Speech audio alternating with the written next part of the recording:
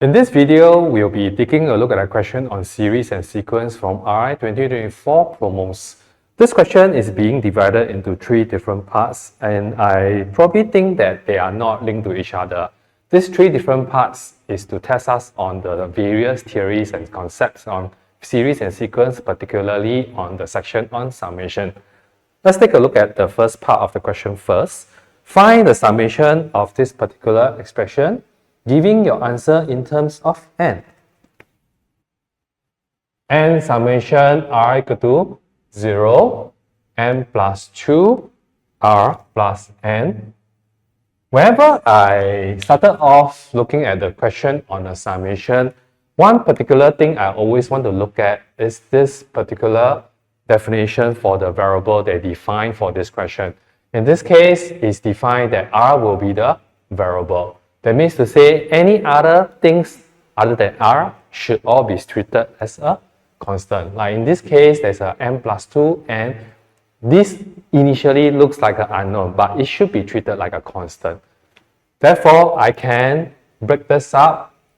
I will be able to get n plus 2 and summation r equal to 0, r plus n summation r equal to 0. In this case, I will just leave my n here, although it's perfectly alright if you want to factorize out.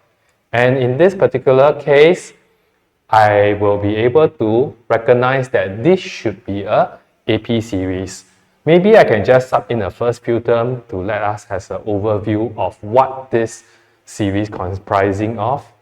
When r equal to 0, we get 0 plus increase to 1, 1, then increase to 2, 2, so on until the last term n.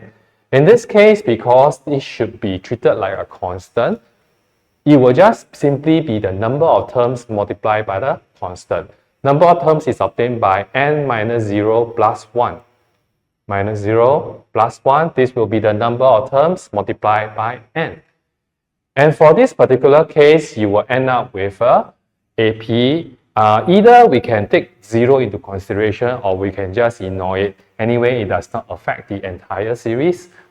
And I will be able to get, here let's say we will be ignoring this. I will end up with n number of terms using the formula for the summation for AP. I'll be able to get n over 2, a plus l, first term plus with the last term, I will end up with this. And this, I will be able to get n plus 1 times n. Alright, this will probably be my answer already. Since the question did not really ask us to simplify my result, I'll just probably leave my answer like this. Let's look at part B. By writing down the first 2 and the last term in the series, find the summation of r plus 2 cubed, giving your answer in terms of n. Let me just make some space here. Summation of r equal to 1 of r plus 2 cubed. This question actually have give us an additional information saying that you can make use of this summation of r cubed for the rest of this question. On first look, probably I might want to do an expansion of this, but if you expand this, you probably end up with a term of r squared. And summation of r squared, there's actually a standard formula for summation of r squared, but probably we are not going to use it in this scenario here. Let's assume that we should be following their instruction first. They said by writing down the first 2 and the last 2 terms of this series. Okay, so let's say maybe we'll just write down the first term. First term, I will just sub r equal to 1 into here. I'll be able to get 3 cubed. Second term, when I sub r equal to 2 into here, I'll be able to get 4 cubed. And how about the last 2 terms? The second last term will be the n minus 1 term. Subbing n minus 1 into here, I'll be able to get n plus 1 cubed. And the last term is the nth term. I'll be able to get n plus 2 cubed. I think probably there's a reason why the question is guiding you to write down the first 2 and the last 2 terms.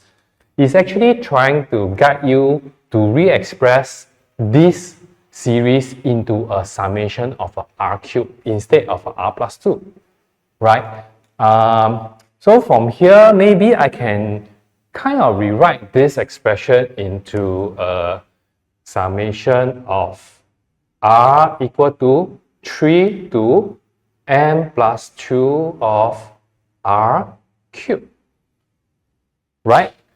You see, because when r equal to 3, I'll be able to get the first term. When r equal to 4, I'll be getting the second term. When I sub in the second last term, I'll be able to get this. And my last term, when I sub in n plus 2 inside here, I will get this. So therefore, this expression can be rewritten into this expression.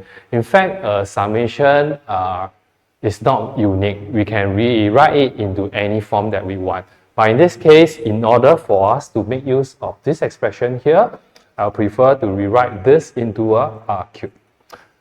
Now we have the expression which is very similar, or rather the same as what is given to us. The only thing that is different is the starting term. So this starting term is r equal to 3, but this is r equal to 1. But I don't think it's a big issue because we can always change this into summation r equal to 1 n plus 2 r cubed. And from here to here, can you see that I'm actually adding in extra r equal to 1 and r equal to 2 term. So therefore, to compensate it, I need to deduct back the value of the r equal to 1, which is n cubed, and r equal to 2, which is 2 cubed. Now, having this r equal to 1, I can just make use of this result. We are not really concerned about the last term. Therefore, if the last term of this is n plus 2, I'll just replace all the n I see with n plus 2. I will be able to get 1/4 n plus 2 square. When I sub in n plus 2, I get n plus 3 square, and this I will be able to get is 9. Therefore, this should be my answer for my part B. Again, I'm not going to waste time to simplify this. Okay, let's move on to the last part of the question. Last part of the question says that we are supposed to find the summation of this series given by n cubed minus 2 cubed plus 3 cubed minus 4 cubed minus 5 cubed minus 6 cubed, and all the way until n minus 1 cubed plus minus 2n cubed. All right. In this expression here, the one that I think is giving us the problem here is because of the alternating sign. Initially, I thought that I should try to extract out all the terms that involve a negative, like this. All right. But the problem here, this one is a plus. The problem is because if I were to extract out these negative terms, right, my balanced term will end up with 1 cubed, 3 cubed, 5 cubed. That means to say it will end up with 2r minus 1 cubed. And I don't really like that because the thing is, if you end up with a 2r minus 1 cubed, if you do an expansion of it, again you will end up with a r squared term. And r squared term, summation of r squared, we are not really given the formula. And in this case, we are given the formula of only r cubed. So I should try to re-express this series such that it will only involve r to the power of 3.